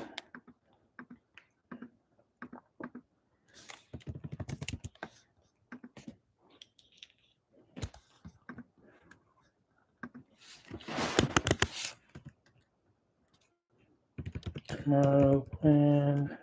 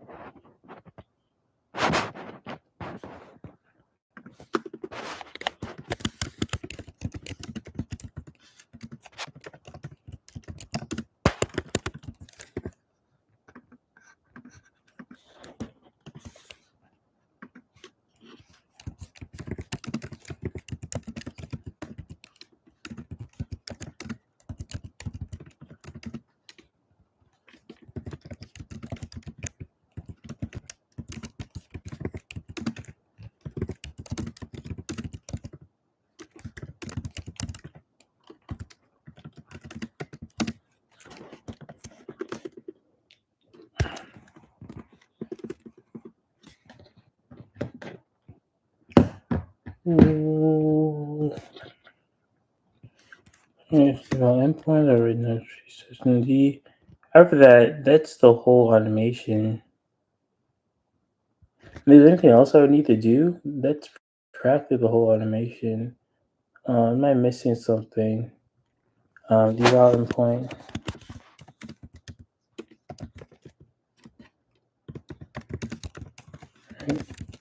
And since based on the new evals. Is there anything else? I think that's the main thing.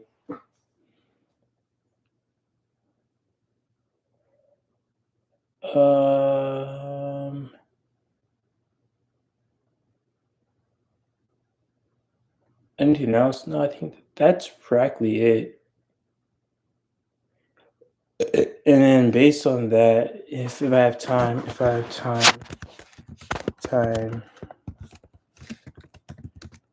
add dashboard functionality.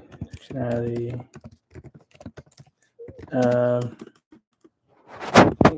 tomorrow will be mostly focused on all the code, and then last day we'll focus on cleaning up the code, and get it fully working. Because I have the test to run, so I did the prompt creation part before. I'm not going to do that right now. I'll send the prompt and the transcript for API endpoint. That will trigger persona creation. The persona creation will trigger after persona creation. It will trigger a bunch of tests based on those personas. Yeah, I have to check if I'm creating assistants. I have to make sure. Also have to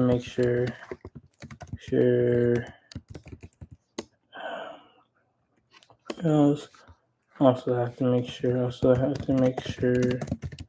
I'm creating and doing assistants based on the persona. The right time I just so I have that. So then that runs a bunch of tests on persona. Right now it's only doing 2 tests. And that does a bunch that after doing that it goes take those vowels it created and it'll score those conversations based on those vowels, and then all that would create notes in LangFuse, and all that will be in LangFuse for you to be able to see. Okay, so that would be it.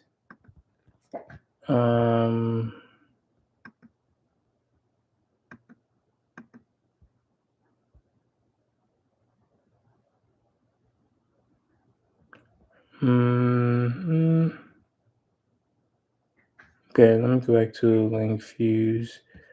Where's the input, output. Did I get to see my system prompt or no? I think that's my system. That's just output. Let me go.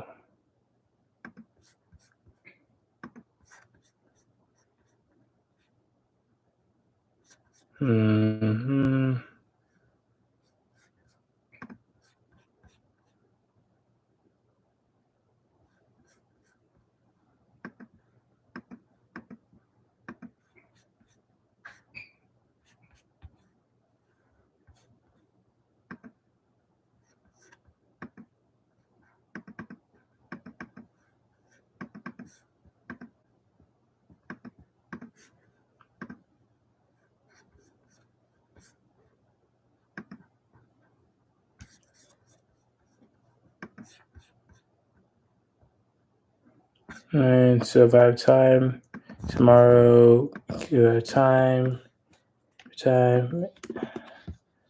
Won't add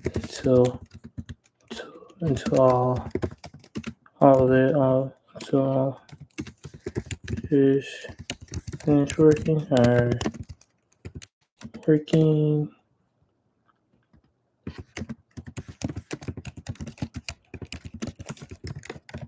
And add dashboard functionality. And save all personas created, and evals, I guess, evals created into dataset. Now I want to see this length views.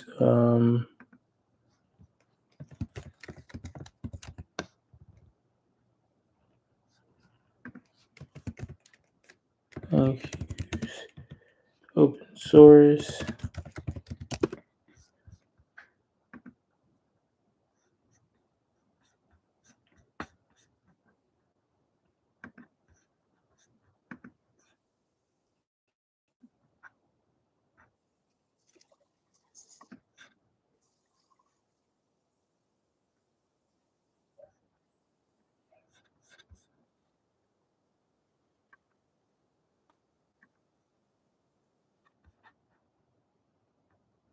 So this one has animation. Oh, this is not the open source. Okay.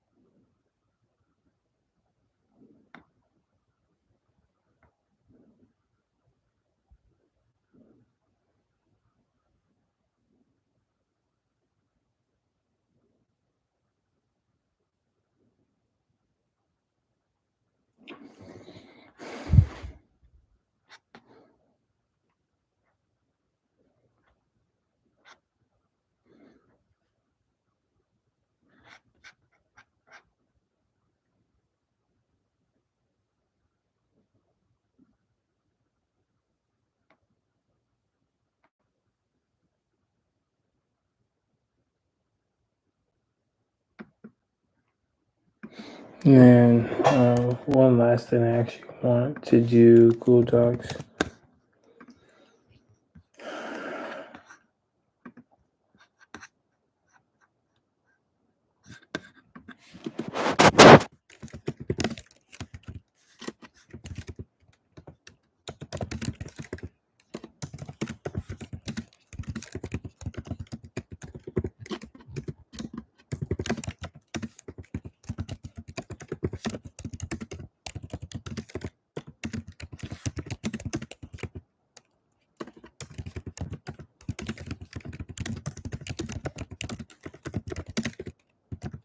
Alright.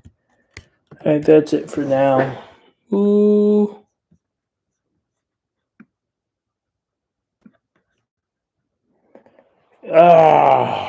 That's it for now. Probably gonna wake up early and see if I can finish as much as I possibly can. Look how tired my eyes are. Gosh damn. Ooh.